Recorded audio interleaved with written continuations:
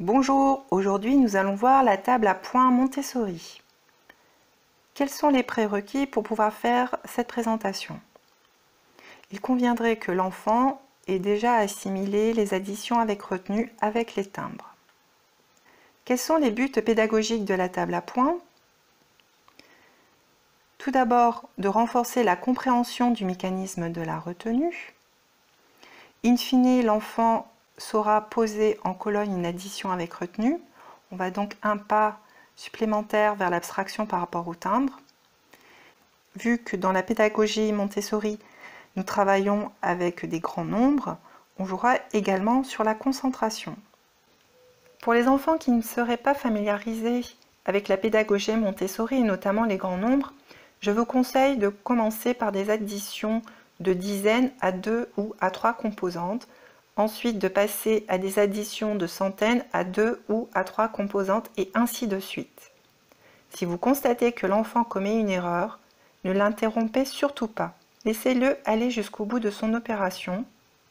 Par contre, observez où l'enfant a fait l'erreur et refaites une présentation un autre jour. Au début de la présentation, vous demanderez à l'enfant s'il connaît les nombres figurant en haut du tableau. Soit l'enfant sait et il vous indique avec l'index, ça ce sont les unités, les dizaines, les centaines, les unités de mille et les dizaines de mille.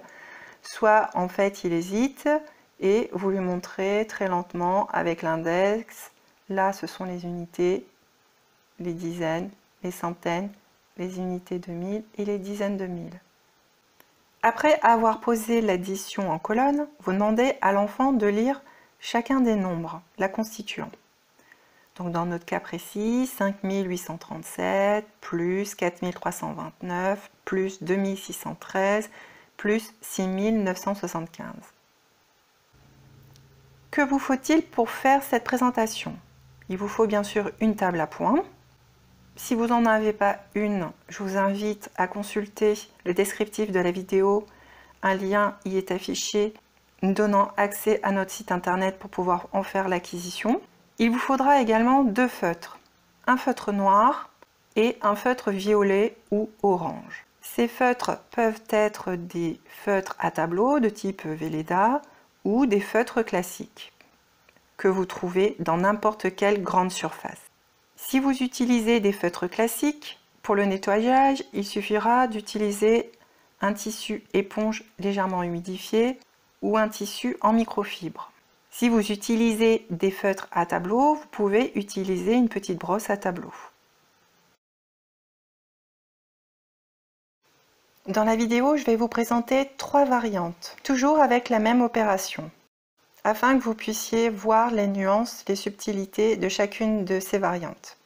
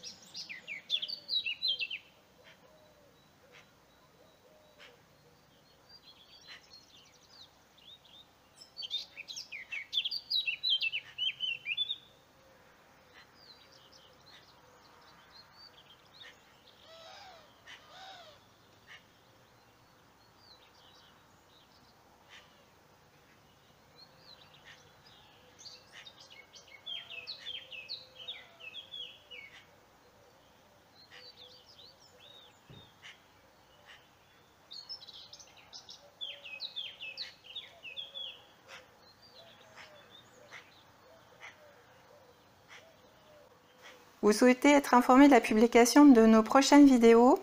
N'oubliez pas de vous abonner. Vous estimez que cette vidéo vous a été utile? Merci de la liker.